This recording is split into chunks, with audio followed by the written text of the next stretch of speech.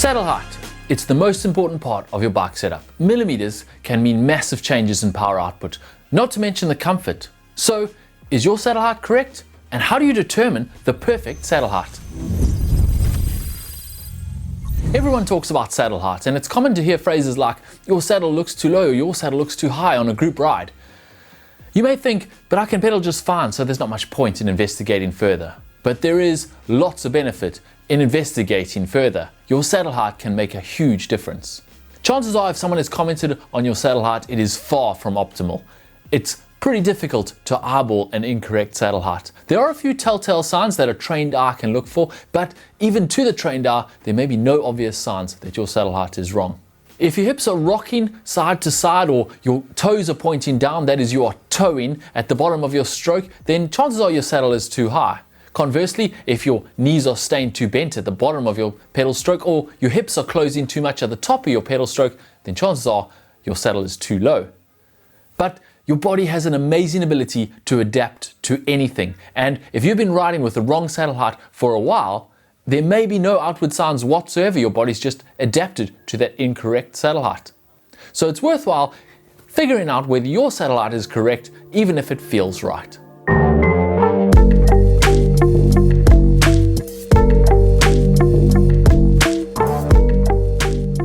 First, let's look at the obvious reason for correcting your saddle height. Comfort. Getting the perfect saddle position should reduce the pressure on your saddle significantly. It stands to reason that if you have significant pressure on your saddle, you lower that saddle, it should reduce that pressure. And that is true if your saddle was too high to begin with. Obviously, if your legs can't completely reach the pedals at the bottom of the stroke, they can't take your body weight so well, so you're going to have more pressure on the saddle. But surprisingly, having too low a saddle can also significantly increase the pressure on your saddle. And that also is logical if you think about it. If your legs are only slightly bent, you can hold your body's weight quite easily. If your legs are quite significantly bent, you get tired pretty quickly and you can't hold that body weight. And that's exactly what's happening when you're on a saddle. So, in between too high and too low, there is a narrow range where your saddle height is just perfect and the pressure is at an absolute minimum. And that is where you want to be.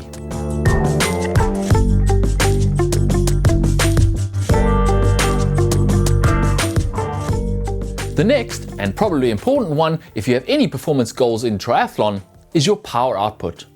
If your saddle is too high, you're going to lose some power output because you can't finish your pedal stroke at the bottom of the stroke, and your hamstrings can't work as well on the upstroke. Similarly, a saddle too low will mean your hip angle closes too much and you lose efficiency as your foot comes through the top of the stroke. It's all about optimal lever length. At no point do you want the levers too short and restricted, but you also don't want them too long and ineffective. Again, there is a very narrow range at which your levers are optimized throughout the pedal stroke, where you don't lose power at the bottom of your stroke or efficiency at the top of your stroke. Finally, and this point is really a combination of the first two, an incorrect saddle height can increase your risk of injury. Hamstring strains, hip flexor strains, or knee injury can all happen as a result of an incorrect saddle height. And also, saddle discomfort, although is not really an injury, if it leads to you shortening or skipping workouts, it is definitely something that is going to be detrimental to your performance.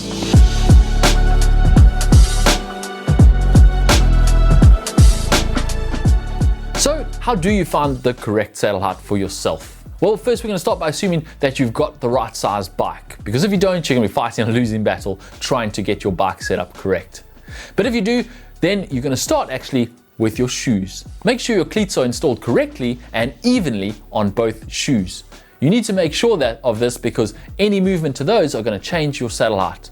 And then head over to your saddle, make sure your starting point is a level saddle and in the center of the rails. This is always a good starting point. You're going to move it from there, but that's where you want to start. Now, there are a few methods to find your perfect saddle height, and different experts will swear by different ones. At the end of the day, it doesn't really matter because once you find that perfect saddle height, you'll know. Just measure it there and save that number so that you always have the correct saddle height from then on.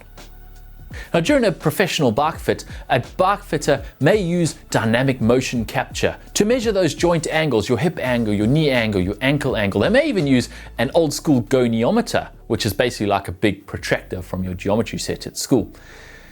The problem is, no one really knows what the ideal joint angle should be. There are ranges that definitely work, but it's different for everyone, of course, because different people have different flexibility, they have different bone lengths and muscle lengths, and so their lever lengths are different. That's not to say that dynamic motion capture isn't useful. In fact, it's ideal in the hands of a professional, but there isn't a perfect number for everyone. If there was, then by now you'd be able to take a few measurements at home, send them into your bike shop, and a few hours later, pick up your perfectly fitted bike.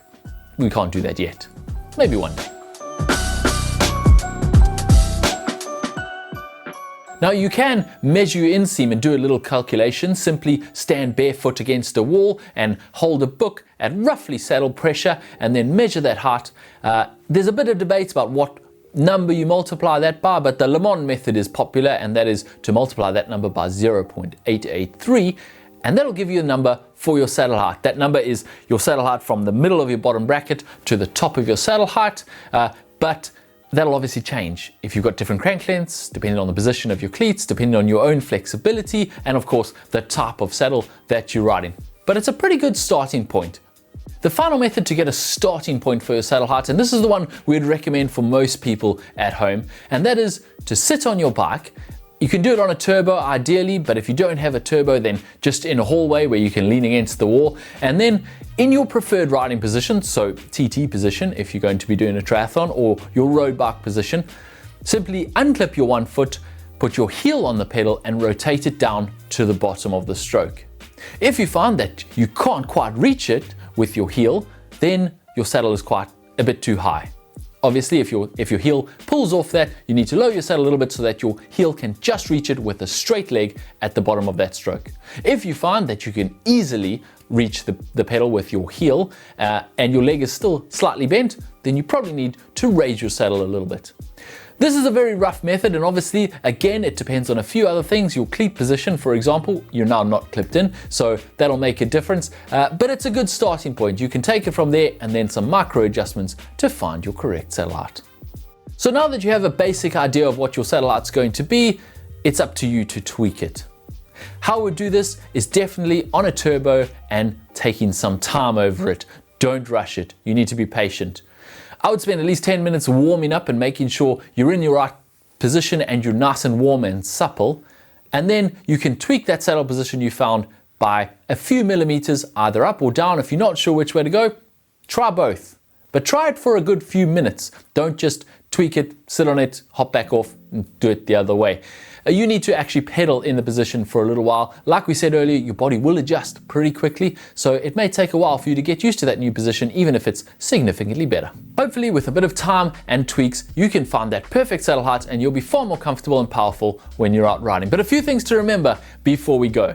Firstly, if you move your saddle forward or back on the rails, you need to also adjust your saddle height. If you go forward, you should definitely bring your saddle up a little bit. If you move your saddle back, you should definitely drop it down a little bit. This is simply due to that seat post angle. Secondly, your saddle height is not fixed or permanent. As you train and get fitter, your flexibility may change and your strength may change. For example, your hamstrings may get stronger and more flexible, and therefore you may benefit from slightly raising your saddle as you go through the season.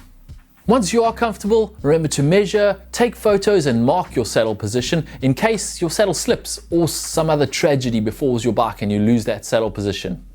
It's also well worthwhile keeping an eye on that saddle position and checking it regularly because, like we said about your body adapting, your saddle could slowly slip and you never notice. Your body just adapts, and before you know it, you've been riding for weeks or months in the wrong saddle position. Well, we hope today's video has helped you find your perfect saddle height. And remember, there are experts out there and a professional bike fit is definitely money well spent. So if you can't find it perfectly yourself, do head over to those professionals.